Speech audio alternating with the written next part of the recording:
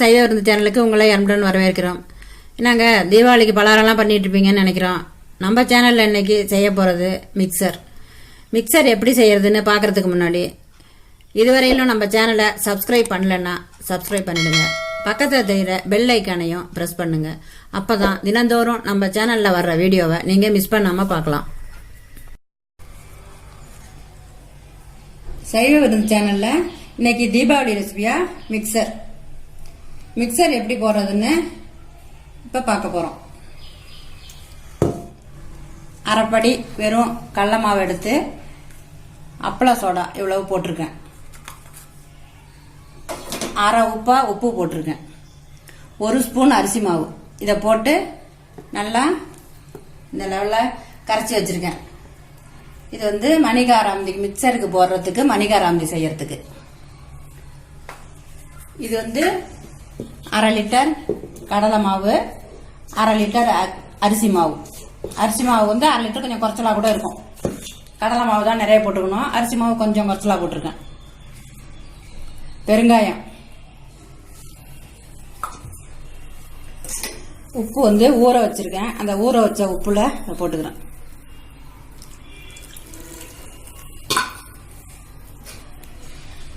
ஒரு ஸ்பூன் நெய்,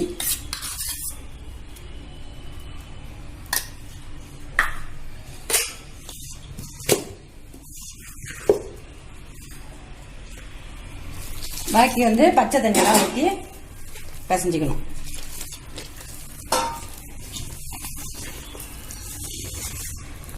எந்த மாவு பிசைஞ்சாலும் அது கொஞ்சம் எண்ணெய் ஊற்றிக்கணும்.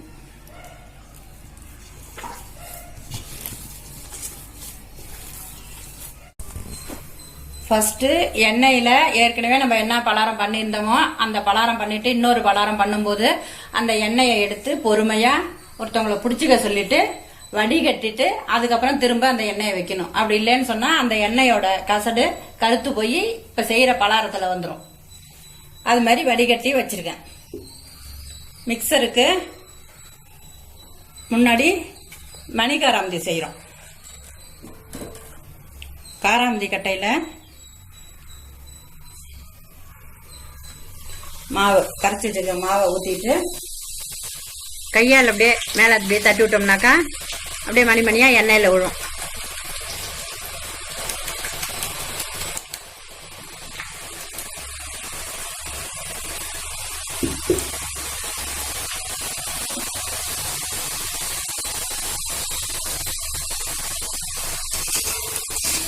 எண்ணெய் நல்லா காஞ்சதுக்கு அப்புறம் செஞ்சீங்கன்னு தீர்த்துனீங்கன்னாக்கா அது மணிகாராமந்தி ஒன்னோட ஒன்று ஒட்டாம தனித்தனியா வரும்.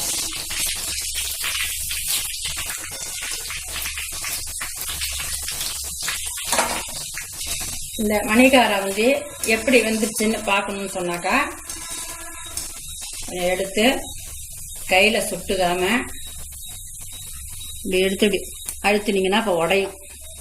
அந்த மாதிரி உடஞ்சிருச்சுன்னா இது நல்லா வெந்துருச்சுன்னு அர்த்தம். அப்படி உடையில சவுக்குன்னு இருந்துச்சுன்னு சொன்னா இன்னும் சத்தனை அழி இருக்கணும். இப்ப இது வெந்துருச்சு, எடுக்கலாம்.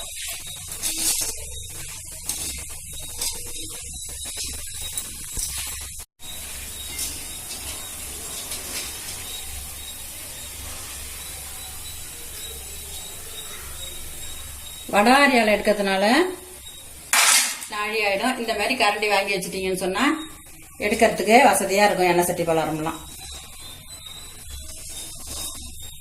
எண்ணெயும் நல்லா வடிஞ்சிரும், எடுக்கிறதுக்கும் வசதியா இருக்கும்.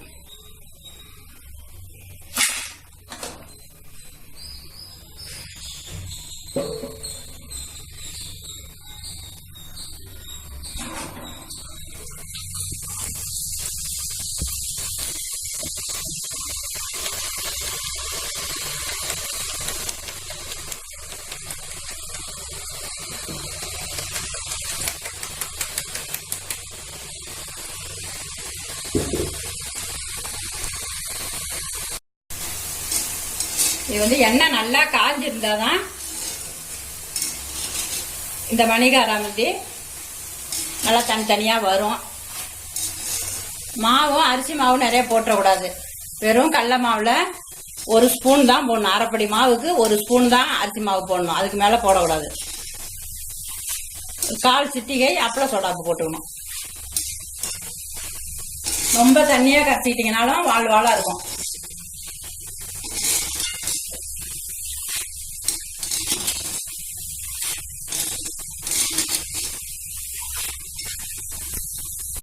ஒரு 4 கொத்து கருவேப்பிலையை எடுத்து அந்த வடவாரியிலே உருவி போட்டு அப்படியே எண்ணெய் உள்ளே வச்சுருந்தோன்னு சொன்னால் அது நல்லா மலை படாங்கன்னு எடுத்துட்டோன்னா நல்லா பொரிஞ்சிருக்கும். எடுத்து மிக்சரில் போட்டுடணும்.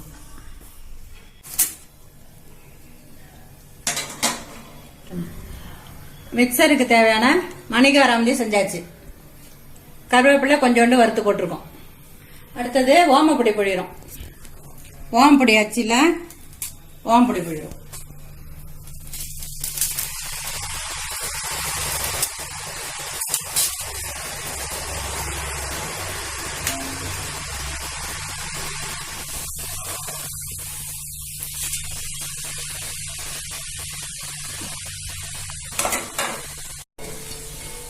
சாதா ஓமப்பொடிக்கு ஓமம் போட்டு செய்வோம்.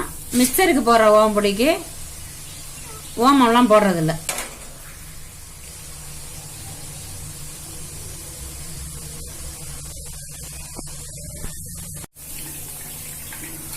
ஓமப்பொடி நல்லா வெந்துருச்சு. மிக்சருக்கான ஓமப்பொடி இப்ப நல்லா வெந்துருச்சு.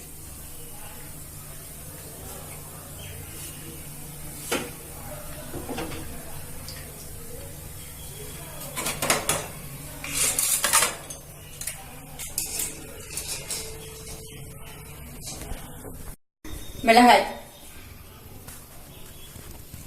அதையும் இந்த வடவாரியிலேயே போட்டு இப்படியே பொரிச்சுக்கிறோம்.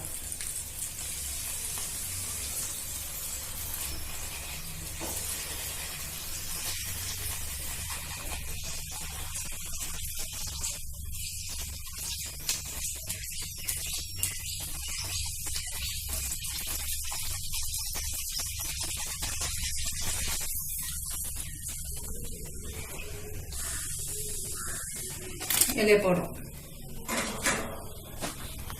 இதில் வந்து சூடா ஓமப்பொடி போட்டிருக்கும் போது பூண்டு கொஞ்சம் தோலோட மிக்சியில் போட்டு அடித்து வச்சிருக்கேன். அதில் ஒரு இது போடும்போதும் கொஞ்சம் கொஞ்சம் அதில் அப்படியே தூவிக்கணும். சூட்டில் இது நல்லா வாசனையாக வந்துடும். அந்த பூண்டு போட்டிருக்கோம் இல்லையா, அதுலேயே அந்த சூட்டில் இதை போடுறதுனால அப்படியே அந்த பூண்டு கருவேப்பிலை எல்லாம் நல்லா வாசனை அடிச்சுட்டு நல்லா இருக்கும். கடைசியாக எடுக்கும்போது நல்லா இருக்கும்.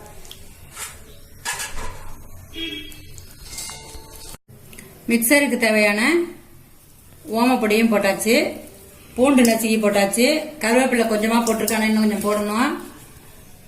இப்ப மிளகாவும் போட்டாச்சு, வேர்க்கடலை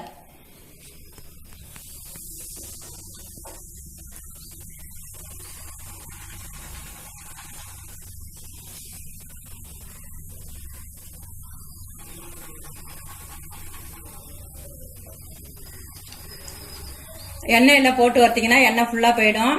கரண்டியில் போட்டு வறுக்கிறது தான் சேஃப்டி.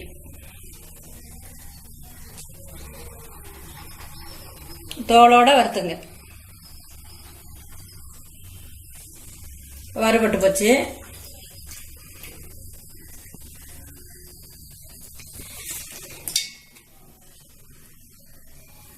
அடுத்தது பொட்டுக்கடலை.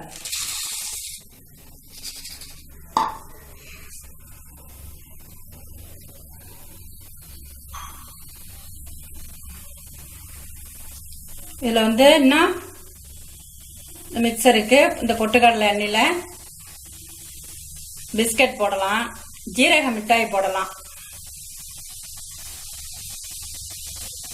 அவல் பொரிச்சு போடலாம்.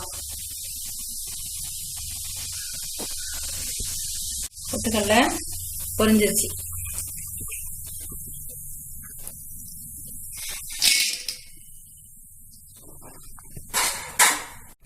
மாவு வந்து ஓமப்பொடிக்கு மிக்சருக்கான ஓமப்பொடிக்கு பிசைஞ்ச மாவு தான். அதில் 2 கட்டை பகோடா புழிஞ்சு மிக்சருக்காக போடுறோம்.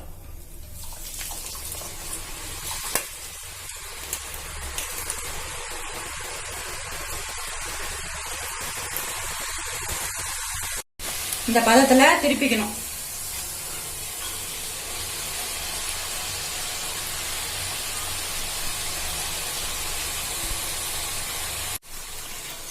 இது வந்து ஒரு கட்டை இல்லாட்டி 2 கட்டை புழிஞ்சு போட்டுட்டா போறோம், நிறைய போட வேண்டாம்.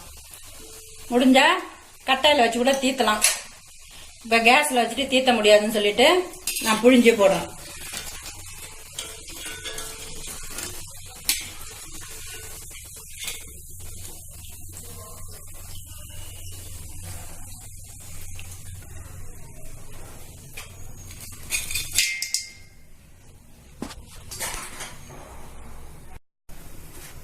இன்னொரு 5-6 கொத்து கருவேப்பிலை கொத்து எடுத்து எண்ணெயில கரைச்சி லாஸ்ட்டுக்கு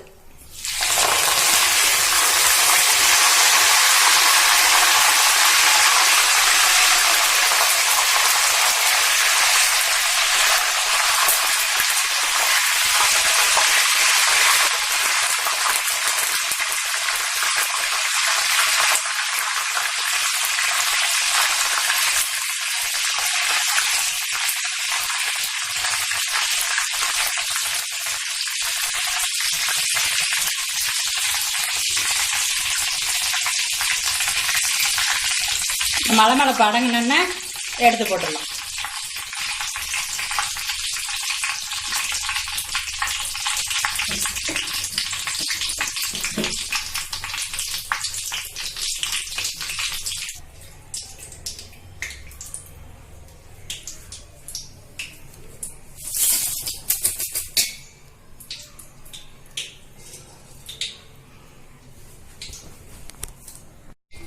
இதில் வந்து பகோடா, வேர்க்கடலை, பொட்டுக்கடலை, கருவேப்பிலை, பூண்டு, ஓமப்பொடி,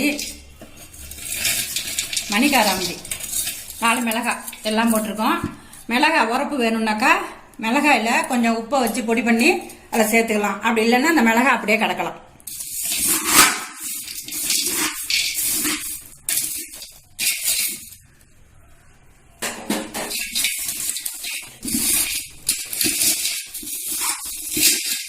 அப்படி உடச்சி வச்சுட்டு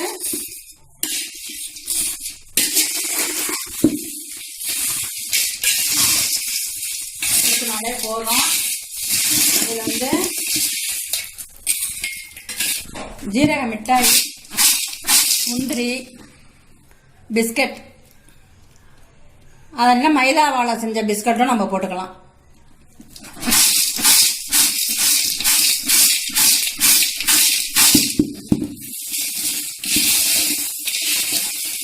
அவள் பொரிச்சு போட்டுக்கலாம்.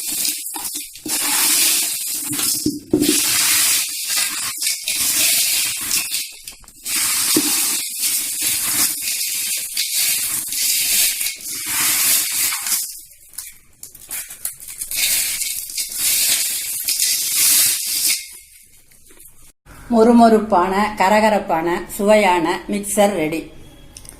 இது வந்து சின்னவங்களும் சாப்பிடலாம், பெரியவங்களும் சாப்பிடலாம். எல்லாரும் விரும்பி சாப்பிடக்கூடிய ஒரு பலகாரம். இந்த ரெசிபியை நீங்க வீட்டில் செஞ்சு சாப்பிட்டு பார்த்துட்டு எப்படி இருக்குன்னு கமெண்ட்ல சொல்லுங்க. இந்த வீடியோ உங்களுக்கு பிடிச்சிருந்துன்னா லைக் பண்ணுங்க, ஃப்ரெண்ட்ஸுங்களுக்கு ஷேர் பண்ணுங்க. நம்ம சேனலை சப்ஸ்கிரைப் பண்ண மறந்துடாதீங்க.